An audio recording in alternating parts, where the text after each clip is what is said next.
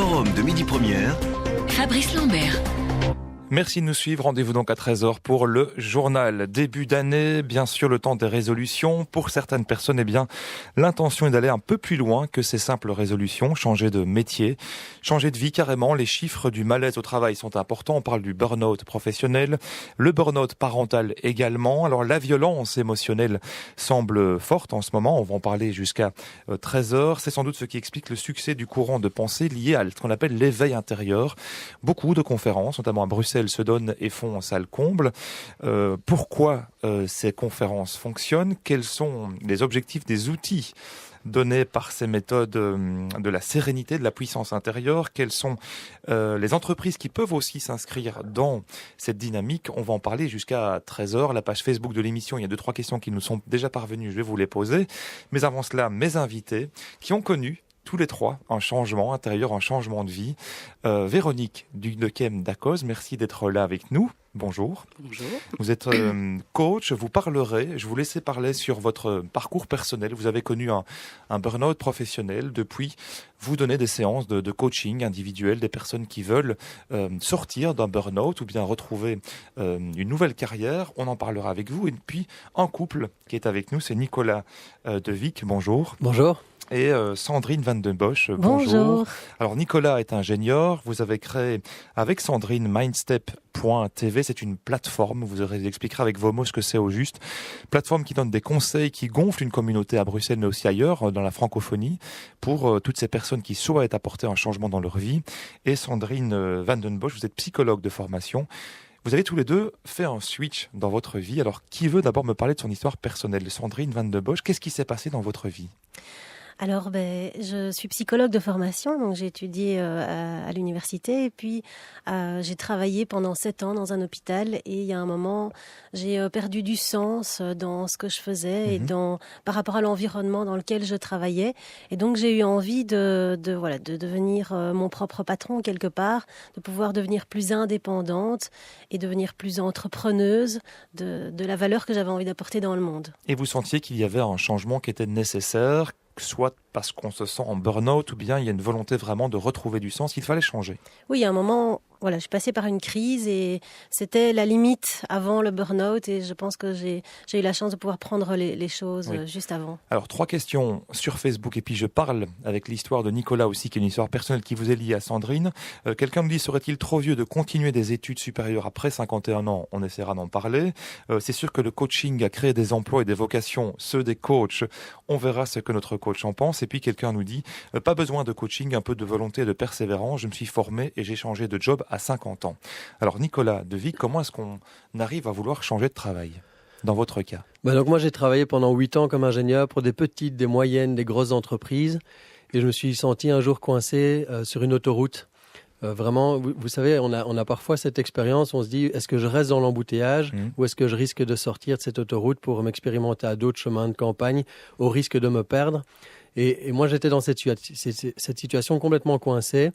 Et un jour, je me suis dit, il faut que je reprenne les choses en main. Il faut que je puisse retrouver l'enthousiasme le matin en allant travailler. J'étais vraiment en perte de sens totale. Et c'est à ce moment-là qu'on s'est dit, au fond, on va virer nos patrons et on va créer une entreprise pour y mettre un maximum de sens et de valeur. Et l'entreprise s'appelle Mindstep.tv. Quel est vraiment l'objectif de votre projet, à la fois vous, Nicolas et Sandrine?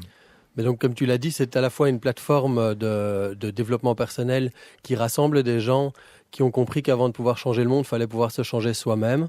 Mais c'est aussi tout un tas de contenus inspirants sous forme de vidéos, de conférences qui permettent de prendre du recul par rapport à nos situations. Oui, alors je voulais en parler aujourd'hui parce que je le disais, début d'année, on parle des résolutions. Il y a une grande littérature par rapport à cette thématique-là, l'éveil intérieur, le coaching qui est en plein boom. Les conférences que vous organisez, et pas que vous, font salle comble, donc il y a vraiment un phénomène important. Véronique Dudekem-Dacoz, on nous parlait de cette vocation de coach. Vous aussi, vous avez un parcours personnel qui vous a amené à vous poser des questions essentielles. Oui, tout à fait. Donc moi, par contre, j'ai pas vraiment vu la perte de sens m'arriver. Et donc, après environ 28 ans en entreprise, où j'ai exercé 2 métiers, la direction marketing et la direction des ressources humaines, j'ai perdu mon boulot il y a maintenant 7 ans. Et ça est venu assez brutalement, de manière tout à fait inattendue. Et j'étais en plein burn-out, mais je refusais tout à fait de le voir. Et donc, évidemment, suite à ça, j'ai un peu sombré dans des grosses difficultés personnelles pour après, petit à petit, en sortir. Vouloir, dans un premier temps, continuer sur le rail dans lequel j'étais, puis en me rendant compte que ça n'avait aucun sens, ou en tout cas plus de sens pour moi. Et c'est alors que j'ai décidé de me réorienter vers le coaching, puisque c'était dans le cadre de mes fonctions de management une chose que j'aimais beaucoup faire. Quelles sont les émotions que vous disent vos patients ou vos clients quand ils demandent un suivi personnalisé, un coaching? Quelles sont les émotions que vous sentez chez eux? Alors, je trouve qu'on sent énormément de désillusion, de tristesse. Dans beaucoup de cas, il y a énormément de colère contre soi, colère contre le monde, contre l'entreprise. Mais je crois que c'est principalement la colère contre soi qu'il faut traiter. Quelqu'un nous dit pas besoin de coach, on vit une époque où tout est facilité, on ne fait plus beaucoup d'efforts, tout est servi tout chaud et tout préparé. Est-ce que c'est le sentiment que vous avez, Nicolas Devic ou Sandrine Van de Bosch? Moi, j'ai l'impression que c'est Einstein qui disait on ne peut pas résoudre un problème avec le même cerveau que celui qui l'a créé. Et on n'est pas la meilleure personne pour s'aider soi-même quand il s'agit de remettre de la clarté, de prendre un peu de distance par rapport à ce qu'on est en train de vivre. Donc se faire accompagner, c'est une façon de pouvoir prendre ce recul et d'avoir un regard extérieur, un miroir sur ce qu'on est en train de vivre. Et au final, la solution vient de nous. Mais quelqu'un peut nous accompagner à la trouver. Alors la question qu'on nous pose souvent, est-ce qu'il faut amener nos émotions sur un lieu de travail? Est-ce qu'aujourd'hui, quand on crée une entreprise, quand on est responsable des ressources humaines, est-ce qu'il faut prendre en considération ces émotions du travailleur, ou bien on se dit c'est uniquement quelque part le business model économique qui prévaut et puis on verra ce qui se passe au niveau de l'ambiance? Quelle est un peu votre théorie à vous, Sandrine Van de Bosch, peut-être, comme psychologue aussi? Mais je pense qu'effectivement, on parle beaucoup d'intelligence émotionnelle aujourd'hui et Oui. c'est une forme d'intelligence très très importante dans le monde du travail et dans les entreprises, de pouvoir amener les émotions. Mais ce qui est compliqué, c'est qu'on ne nous a pas appris à utiliser, à jongler avec nos émotions et surtout à les exprimer avec les bons mots. Du coup, ce qui se passe, c'est que quand on veut exprimer la peur, la colère, la tristesse en entreprise, on ne sait pas trop comment s'y prendre et du coup, c'est parfois c'est peu constructif. On clash des choses à la tête des autres et donc c'est malveillant. Est-ce Donc qu'il y a des outils, à la fois comme coach, Véronique Dunem-Daco, ou bien vous, Sandrine Van de Bosch, pour Mindstep.tv, quels sont vraiment les principaux outils que vous avez aujourd'hui pour offrir à la fois, soit aux entreprises ou bien aux cas individuels, pour essayer de prendre en compte ce malaise à la fois professionnel et familial? Un premier outil, oui. Un premier outil qui est vraiment assez trivial, mais très très peu bien utilisé, c'est le feedback. C'est la capacité à pouvoir offrir à quelqu'un d'autre son ressenti sous forme de le fait que tu me renvoies ça ou que tu aies telle attitude me fait sentir telle émotion et donc j'aimerais qu'on puisse transformer cette situation en autre chose. Est-ce que ça se fait sur le lieu de travail aujourd'hui, Véronique Dudekem-Dacos, de partager ses comme émotions. coach? Est-ce qu'on parle de ces émotions et est-ce qu'il faut parler des émotions sur un lieu de travail, par exemple? Alors moi, je ne coach pas du tout en entreprise, je coach des individus qui sont en entreprise. Je sens qu'effectivement, on a beaucoup de mal à exprimer ses émotions. J'ai l'intime conviction que ce serait bien qu'on puisse en parler. Je pense que nos modèles économiques ne sont pas tout à fait prêts à gérer ça. Et je pense qu'aujourd'hui, on est confronté à la difficulté de ces nouvelles technologies, le schéma temps qui a changé, la déshumanisation des relations, etc., qui fait que on ne va pas tellement dans le sens de pouvoir le faire. Et pourtant, je crois qu'il commence à y avoir quelques initiatives dignes d'être citées. Oui, Nicolas Devic. Ce qui me paraît important à rappeler, c'est que le mot émotion, ça vient de emotion, donc c'est mettre l'énergie en mouvement. Et c'est aussi ça qui fait avancer les gens en entreprise. L'enthousiasme est une émotion, le fait de la joie. Donc tout ce qui amène des gens à travailler ensemble et à obtenir des résultats, ce sont des émotions qui déclenchent ça. Et donc, il faut pouvoir aussi voir les émotions un peu plus négatives et en parler pour que les émotions positives puissent reprendre leur place. Et donc, c'est vraiment important en entreprise que ces émotions reprennent leur place. Oui, même plus, vous parliez, on s'était déjà vu dans différentes conférences, vous disiez qu'aujourd'hui la plupart des chefs d'entreprise considèrent que 20% pour l'émotionnel et 80% quelque part pour le système, le business plan classique. Vous dites qu'il faut inverser cette tendance. Oui, en tout cas, prendre bien en considération que si on met 80% d'attention sur la psychologie et ce que les gens vivent comme émotion dans une entreprise, alors les 20% de stratégie vont prendre leur place. Est-ce que vous avez des exemples, Nicolas Devic, d'entreprises où véritablement, quand on sent que l'ambiance au travail est porteuse, quand les émotions se disent, il y a un succès important? Oui, tout à fait. On a accompagné une start-up récemment dans le domaine de tout ce qui est distribution de jeux vidéo et de systèmes de audio, etc. Où clairement, en travaillant sur la manière dont les gens pouvaient exprimer leurs émotions au sein de l'équipe, etc., on a vu sur 6 mois une transformation réelle de la manière dont l'équipe fonctionne. Donc voilà, je vais pas les nommer, mais en tout cas, oui, on a des exemples concrets. Sandrine Van den Bosch, sur les émotions au sein des entreprises. Oui, j'avais envie de rajouter effectivement qu'aujourd'hui dans les entreprises, on passe beaucoup de temps à parler des faits, à ce qui se fait, et très peu aux émotions et au fait d'être justement. Et donc, à partir du moment où les personnes peuvent se permettre de parler de leurs émotions, de ce que ça leur fait, de ce qu'ils ressentent à l'intérieur quand il y a un échange ou justement un mauvais échange, eh bien, ça leur redonne cette puissance de pouvoir se dire, eh bien, ce qui s'est passé là, ça fait que je me sens comme ça, je me sens plus ou moins mal de ce qui s'est passé, et c'est comme ça qu'on arrive à résoudre des problèmes, en tout cas en entreprise, et aussi à gagner du temps. Et je sais, Véronique, que tu es experte en tout ce qui est marketing aussi. Et on sait à quel point les entreprises accordent de l'importance à toucher les émotions de leurs clients. Et tous les messages marketing, publicitaires, etc. vont toujours chercher l'émotion. Alors pourquoi ne pas utiliser ces mêmes outils en interne pour remettre de l'enthousiasme et faire en sorte que tout le monde avance ensemble? Alors 6031, c'est le SMS si vous souhaitez poser une question par rapport à cette thématique. Comment réorienter sa carrière? Comment expliquer le succès du coaching? Cette littérature sur le développement personnel. 6031, le SMS, 75 centimes, le message. On nous demande si c'est plus facile de mettre en place des systèmes de gestion des émotions dans des petites ou grandes entreprises. Nicolas Devic. Alors je pense qu'il est dangereux de parler de système de gestion des émotions et se rappeler que le plus important, c'est juste de remettre l'humain au centre dans tout ce que ça a de plus simple. Donc apprendre aux gens à donner un feedback et à exprimer une émotion et s'en servir. Dans des grandes entreprises. Mais dans les grandes entreprises, c'est plus difficile parce que les systèmes mis en place sont là pour brider les émotions. En tout cas, c'est pas l'intention initiale, mais c'est ça qui se passe. Au plus on met des systèmes informatiques, d'ERP, qui cassent la communication d'individu à individu, on va briser tout ce qui permet d'exprimer des émotions. Et donc, c'est plus difficile dans les grandes entreprises, mais certainement que l'intention n'est pas de mettre des systèmes de gestion des émotions en place, parce que là, je crois qu'on est à côté de la plaque. Oui. Véronique Dudochem d'Acos, comme coaching, on nous demande comment expliquer le succès de ces coachs. On nous dit qu'on peut quelque part s'improviser aussi, qu'il n'y a pas besoin de formation. Comment vous expliquez, vous, en tant que coach aujourd'hui, ce succès de ces personnes qui, pour réussir leur vie et pour être bien, doivent nécessairement passer par une tierce personne comme vous? Alors, je crois qu'effectivement, tout le monde n'a pas besoin de passer par ce type de service, mais je crois que ça s'explique principalement par une sorte de perte de sens dans la vie professionnelle et même parfois dans d'autres domaines, et que on cherche, parce qu'on ne le trouve peut-être pas soit de chez soi, soit dans l'entreprise, on cherche un regard extérieur, comme le disait Nicolas tout à l'heure, qui permet d'éclairer, qui permet d'accoucher certaines choses, de pouvoir sortir une série de choses pour un petit peu se redresser. Mais certainement, tout le monde n'a pas besoin de ce type de service. Oui, comment vous travaillez avec vos clients qui viennent chez vous? Vous me dites souvent ils sont à l'arrêt, donc vous avez besoin que ce soit un travailleur ou quelqu'un qui veut aussi se remettre en mouvement dans sa vie personnelle. Ce sont souvent des personnes à l'arrêt que vous voyez. Exact, ce sont des personnes qui sont donc en difficulté, qui ont très peur souvent parce que le changement fait peur, parce qu'ils se rendent compte qu'ils sont devant un changement et qu'il va falloir faire un pas. Ils ne savent déjà pas quel pas, mais en plus ils ont peur de ce pas.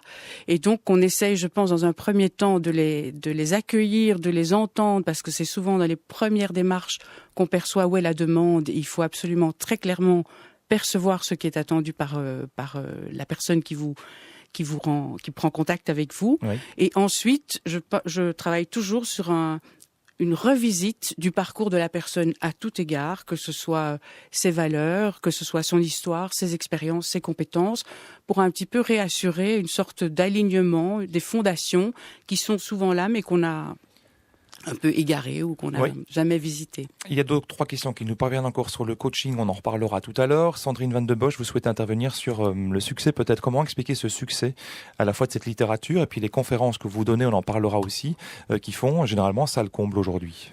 Je voulais revenir aussi sur l'importance du coaching, du thérapeute ou en tout cas de la tierce personne pour l'avoir vécu. À partir du moment où on est dans cette situation, que ce soit un burn-out ou un besoin de remise en question, on fait partie d'un écosystème, que ce soit notre famille, nos collègues, qui finalement nous maintiennent dans cette fameuse zone de confort dont on parle tellement et qui n'aiment pas trop les remous. Donc c'est difficile pour eux de nous permettre de vraiment créer un vrai changement. Et donc quand on va aller vers le coach, vers le thérapeute, on va aller vers une personne qui est plus objective, qui nous permet aussi de nous renvoyer, de nous refléter d'autres choses et de nous mettre au travail, de revoir nos croyances, de revoir tous les filtres qu'on a par rapport à notre situation actuelle. Donc c'est vraiment une personne qui est tierce, qui vient aussi nous apporter un autre regard, nous permettre de voir les choses différemment, ouvrir le champ des possibles. C'est un processus, Nicolas Devic, qui se fait sur plusieurs mois. On ne change pas de carrière, on ne change pas de vie en un coup de baguette magique. Il faut plusieurs mois parfois pour que quelqu'un puisse réellement retrouver sa puissance et se sentir aligné sur ses besoins, sur ses envies. Oui, tout à fait. On aime dire que le changement n'est pas un événement, mais c'est un chemin. Et ce qui est intéressant, c'est qu'on imagine une destination au départ qui sera peut-être pas la destination finale, mais le parcours intéressant, c'est le chemin. C'est qui on devient en cours de route, beaucoup plus que là où on veut aller. Alors, 2 questions qui nous parviennent. C'est d'une part, est-ce que tout le monde peut se permettre de changer de métier? Il y a les impératifs économiques, financiers, il faut gagner sa vie, donc on va essayer d'y répondre.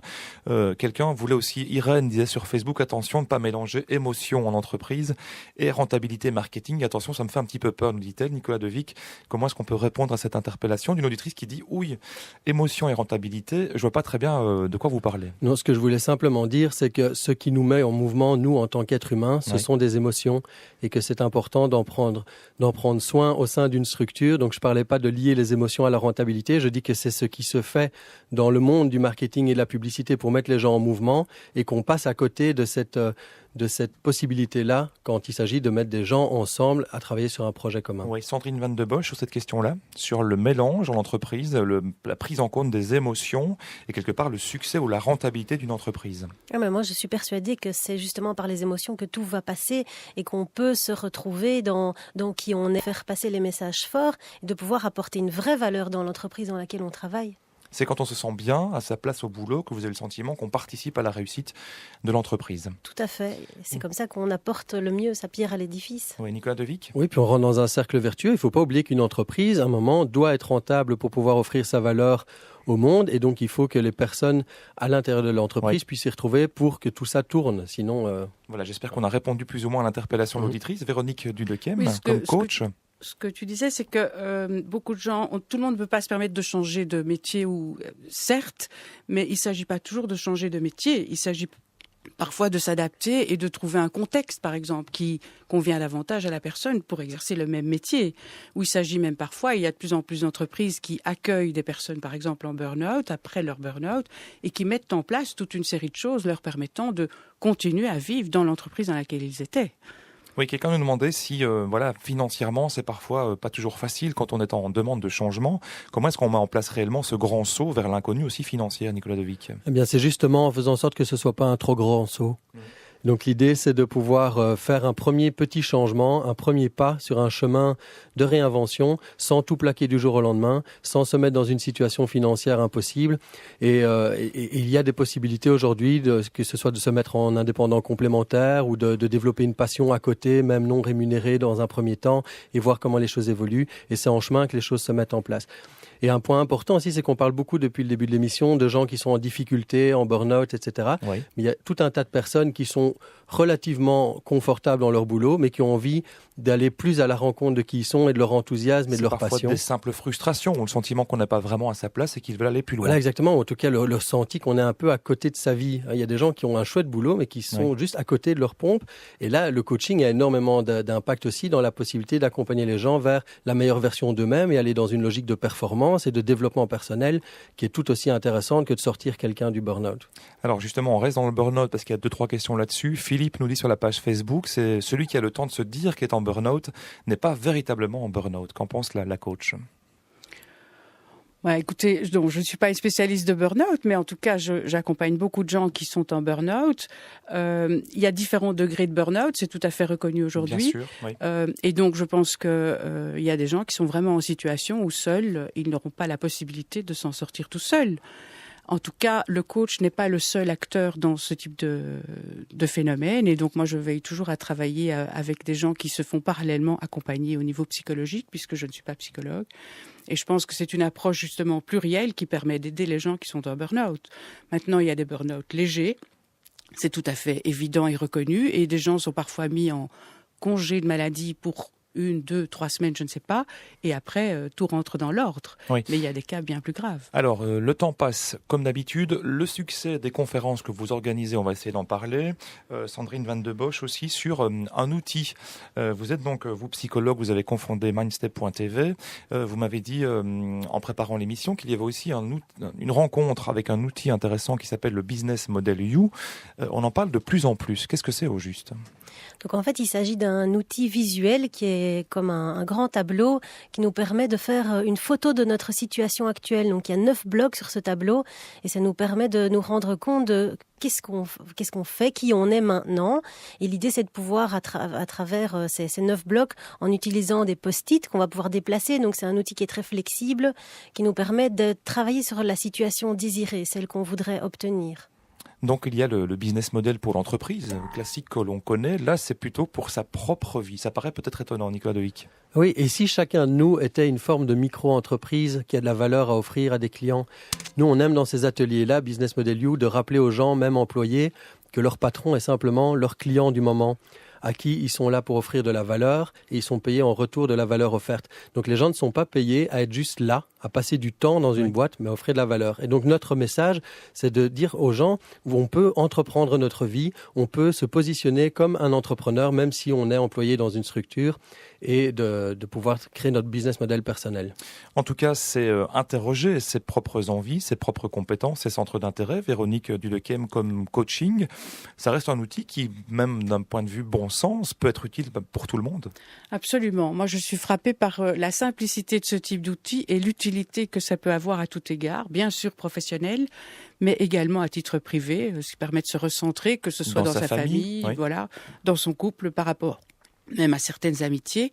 Mais effectivement, moi qui travaille beaucoup avec le personal branding, c'est quelque chose qui a été créé à la base plutôt avec un objectif professionnel de permettre de mieux se connaître pour ensuite mieux se faire connaître et donc mieux se reconnaître soi-même. Oui.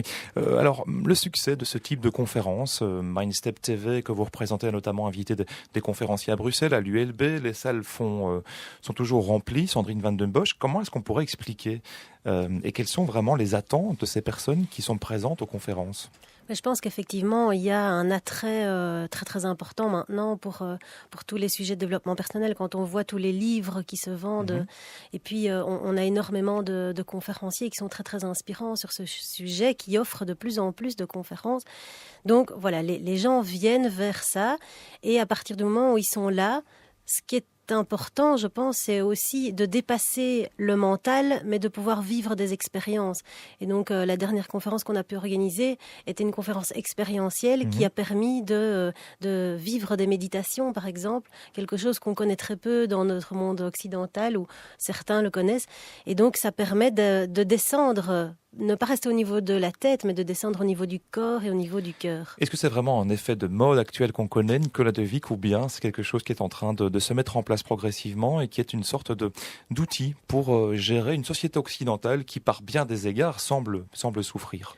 Oui, je pense qu'on peut, que ce serait vraiment restrictif de parler d'effet de mode, mais plutôt d'un besoin naturel qu'ont les gens aujourd'hui à remettre du sens et à se reconnecter à d'autres formes d'aspiration que simplement la réussite personnelle, financière, etc.